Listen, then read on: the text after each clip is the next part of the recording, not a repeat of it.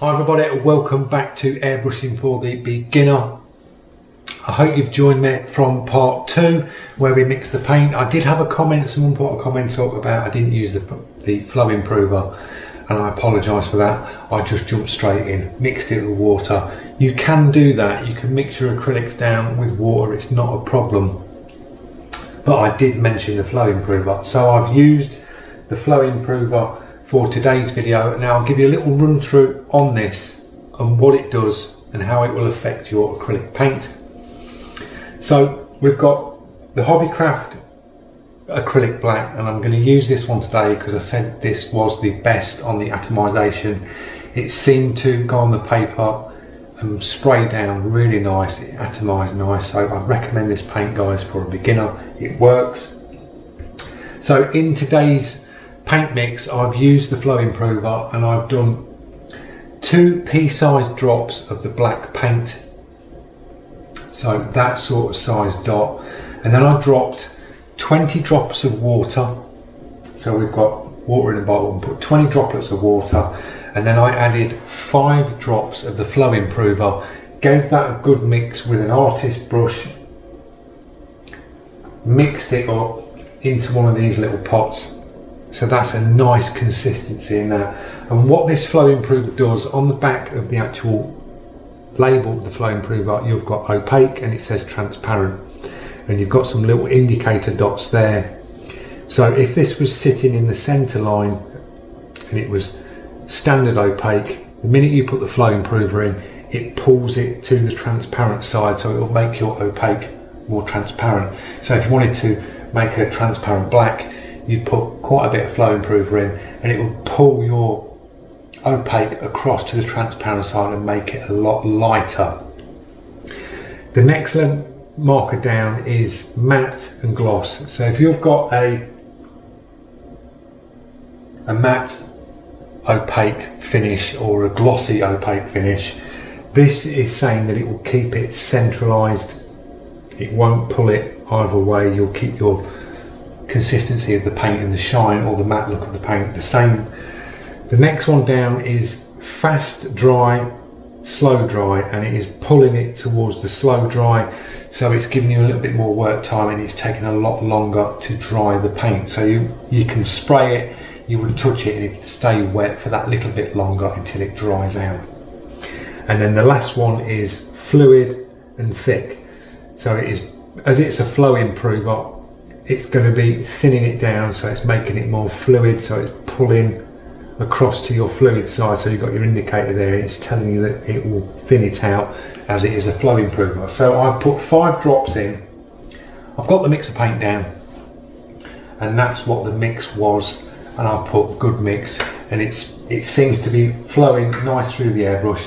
So we'll move on to this. I'm just going to do a basic trigger control little process that you can take away with you today and you can practice at home on your paper. So hook your airbrush up. We've got this at 25 psi. Now the first thing I recommend to do is just double check your airbrush, chuck some water in and just check your airbrush is nice and clean and it's spraying that water through nice and easy. Then get your paint. Don't fill your cup completely to the top, there's nothing worse. You can overfill it, then the next minute you're moving around with the airbrush and you will spill paint everywhere. So just put a couple of drops into your brush and then same again, just check. You're basically priming the brush up, you're pulling that paint through and you can see the paint coming out, so you're ready to go. Now the first thing I want you to do is, it's basically trigger control, and we're just going to see how much paint you can get out of your brush. So if you go, remember with a double action to keep your air down like that, and we're going to pull back and we're going to pull the trigger right the way back and then bring the trigger all the way forward, but keep your finger down on the air. So you're aiming to get this. You're getting full back on the paint, keeping your air down, and then you're taking the paint forward and knocking the paint off. And we'll just dry that down, because that was full paint. So you're aiming for, you'll see the size of spray pattern that your brush can get if you're aiming about 4 to 5 inches away. So same again, 4 to 5 inches down, fall back on the paint, keeping the air down, fall back on the paint, fall back, move forward. And that's the sort of size dot you're getting. That dot can get bigger the more you come back, so we're out of paint. But you'll see the further back you go, the bigger and the wider that atomization will be. The closer you go, the tighter that dot will be, but you will run it a lot quicker if you're going full back on the paint, right up close. You'll spray that paint out and it'll splatter out quicker. So this is where you need trigger control. We'll drop a little bit more paint in there. And to get a really small dot, you need to go up close, air on, and you are pulling that trigger a lot less back. You're literally moving your finger a fraction back. So to get a big pass, you're moving the trigger all the way back. To get a tiny little dot, you are moving that trigger a fraction. So you're keeping your air on, moving it a fraction back, and you're getting the tiny dots. If I was to move it all the way back when I'm close, you get that.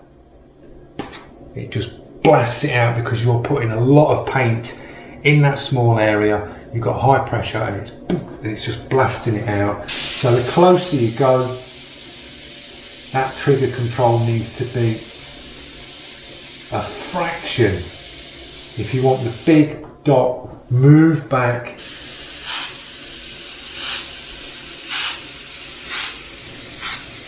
And move your trigger back.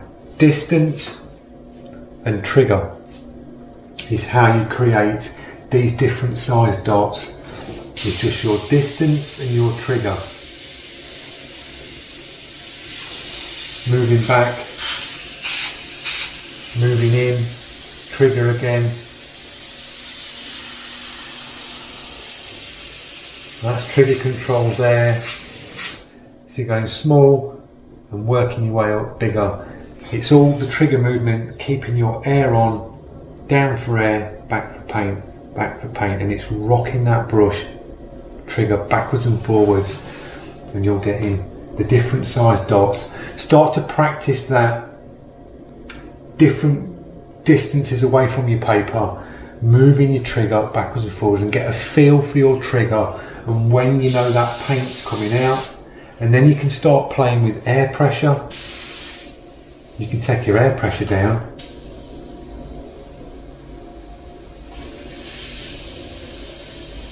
And you can get some absolutely tiny dots.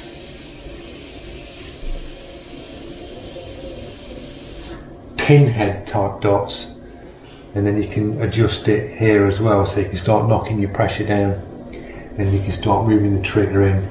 You can dial this, and this piece comes in handy, dialing your pressure, and that goes on your paint consistency. So if you've got really thinned out transparent, so if you'll put a lot of flow improver into your paint and it's really transparent and thin, you've got to start thinking about bringing your air pressure down, nice and low air pressure, because your paint's really thin. If you're to have thin paint and high pressure, you're going to create this, because you've got the force of that air pushing that thin paint out. It's hitting the paper and forcing it out. But if you drop your air pressure down really low, it'll stop this and you'll get nice clean dots. So it's about having a nice practice with your paint that you've mixed. Practice with your air pressures, have a go with the dots, have a play. That's what it's about, guys, having a play with some paint, practice your dots, see how the atomization's going, so you get your paint consistency right. Once you've got your paint dialed in, you know your mix, you think, right, 2 drops of the black, we'll go 20 drops of water, 5 drops of flow improver. That gets me that consistency.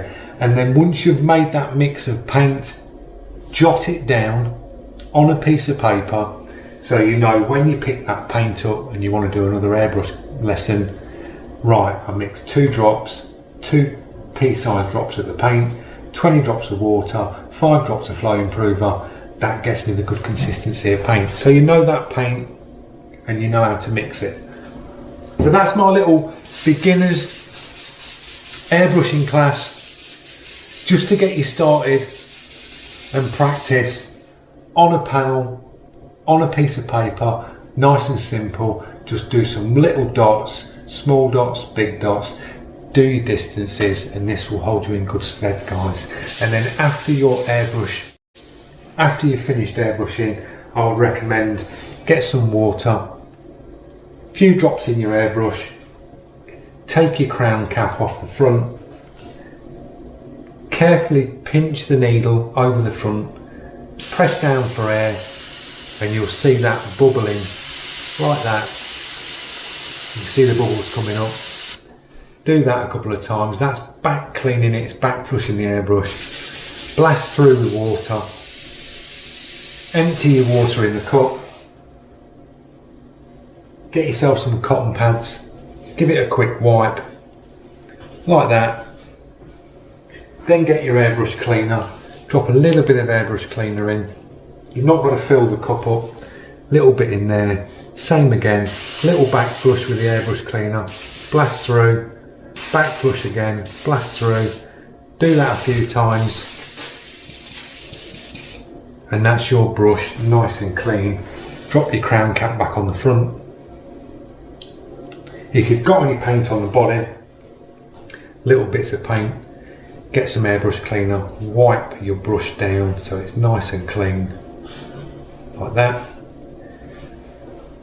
And you are good to go for your next time you're doing a practice panel. Your brush is nice and clean. You've not left any paint in it, so the worst thing you can do is leave paint in a brush, walk away, come back a day later, and all that acrylic paint is dried up in the brush. You've not watched episode 1, you haven't got a clue how to strip your brush down, it's all caked up and you never bother with it again. So the best thing you can do, hop over to part 1, watch part 1 and move to part 2, and then crack on to part 3, and they'll all hold you in good stead, guys, on these little beginners airbrushing videos. So that's the end of this video, guys. I hope you've enjoyed it. It's a nice little basic test piece that you can do that will hold you in good stead when you're airbrushing. I will do some more beginners classes for you. There is some on the channel.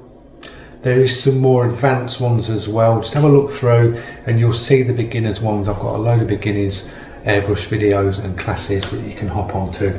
So I just want to say a big warm welcome to all the new subscribers. Thank you for all the comments, guys. It's much appreciated. And I will see you in the next one. Thanks for watching.